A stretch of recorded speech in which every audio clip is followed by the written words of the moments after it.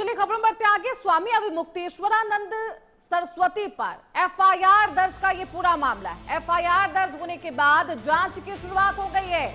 शिष्यों का मेडिकल भी होगा।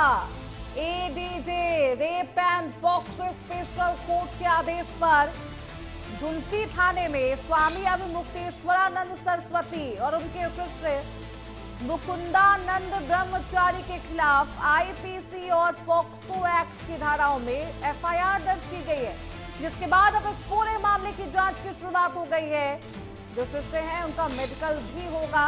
मेडिकल रिपोर्ट में क्या कुछ अहम खुलासे होते हैं, देखना बेहद दिलचस्प होगा। स्वामी अभिमुक्तेश्वरानंद सरस्वती, जिन पर यौन शोषण के आरोप लगे हैं, ऐसे में शिष्यों का भी मेडिकल करवाया जाएगा। शंकराचार्य अभिमुक्तेश्वरानंद सरस्वती, जो कि मौनी अमावस्या के बाद से ही चर्चाओं में रहे, अब उनके ऊपर एफआईआर दर्ज की गई है। पॉक्सो एक्ट में ये एफआईआर दर्ज की गई है। इस एफआईआर के पूरे मामले में जांच की शुरुआत हो गई है। जो पीड़ित शिष्य हैं उनका मेडिकल रिपोर्ट आने का इंतजार किया जा रहा है।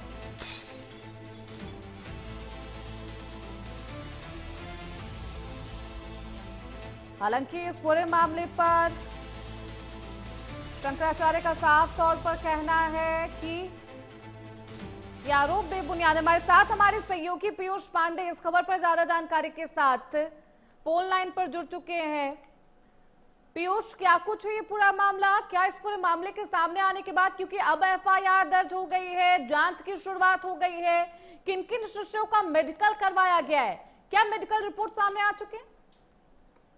क्योंकि आपको बताएं कि जिस तरह से स्वामी मुक्तेश्वरानंद के करीब 7 धाराओं में मुकदमा पंजीकृत हुआ है, जिसमें 351/2 है, बीएनएस की धारा है, पॉक्सो एक्ट की 5, 6, 3, 4, 16 और 17 की धाराओं में गंभीर धाराएं मानी जाती हैं।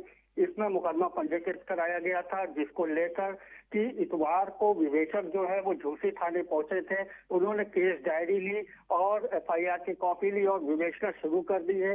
विवेचना के तहत जिस जगह पर यह पंडाल लगा था, जहां पर कि अभिमुक्तेश्वरानंद धरने पे बैठे थे, वहां पर पुलिस पहुंची है और वहां पर जांच की है। वहां पर एक तरह से नक्शा तैयार किया गया कि कहाँ बच्चे थे, किस जगह पर शंकराचार्य जी रहते थे। सबूत इकट्ठा करने का प्रयास किया जा रहा है पुलिस के द्वारा।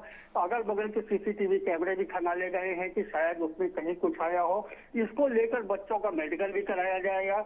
मेडिकल कराने में दोनों नाबालिग, क्योंकि प्रथम दृष्टया जो यहाँ कार्रवाई होती है पॉक्सो एक्ट में, वो मेडिकल से ही शुरुआत होती है।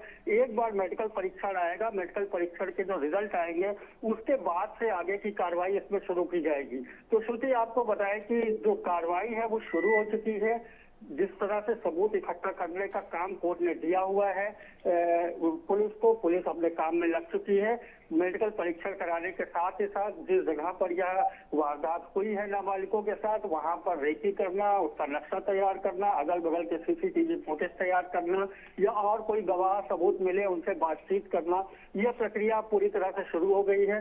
तो इसको देखते हुए लगता है कि स्वामी मुक्तेश्वरानंद की आने वाले समय में मुश्किलें और बढ़ने वाली है। जी श्रुति।